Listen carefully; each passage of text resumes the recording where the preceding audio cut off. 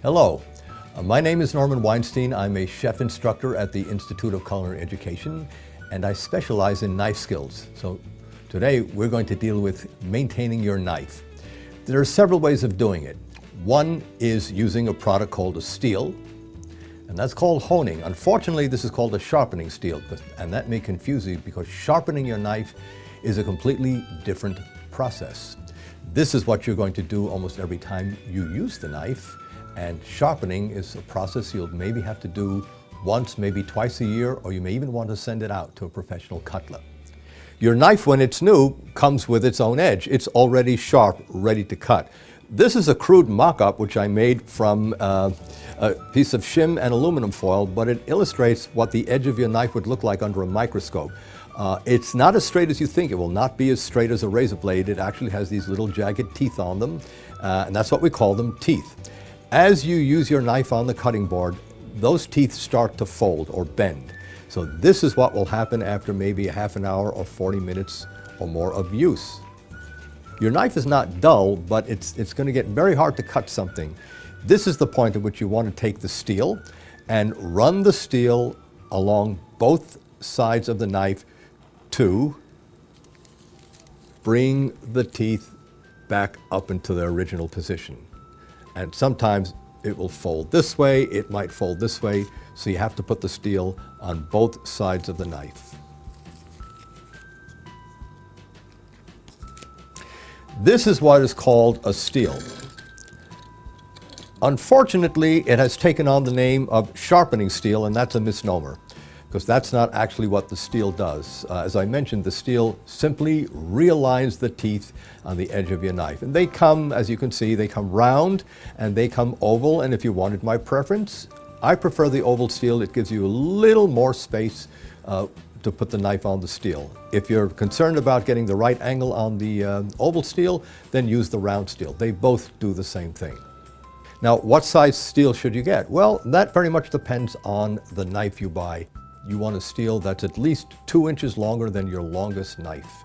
And I'm measuring the edge from here to here, the length of the blade. So you've got this extra 2 inches, and that's quite important.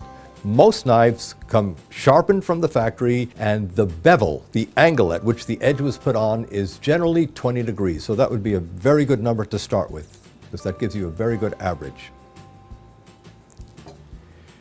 Put a towel down on your board, take your steel, and hold it upright like this, straight up and down.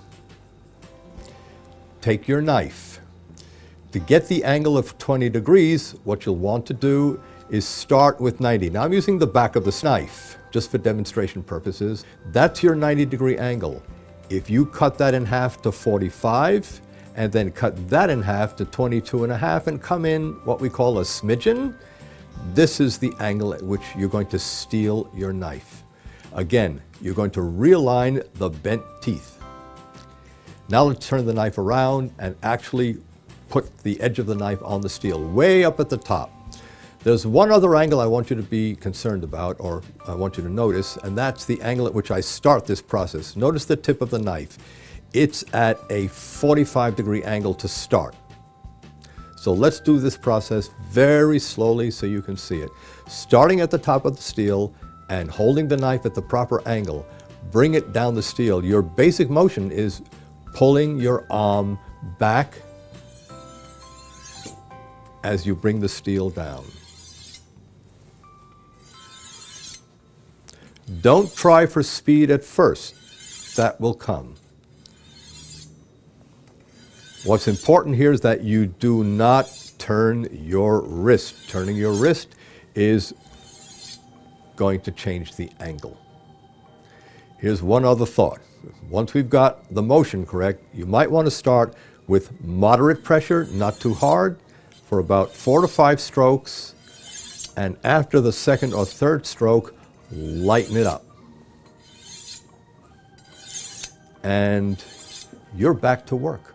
Now, after honing your knife, a good way to test it and see whether you've done this correctly is to take a plain sheet of 20 bond paper, take your knife, and at an angle, cut like that. If you don't feel any resistance and that cut is clean along the edges, your knife is sharp.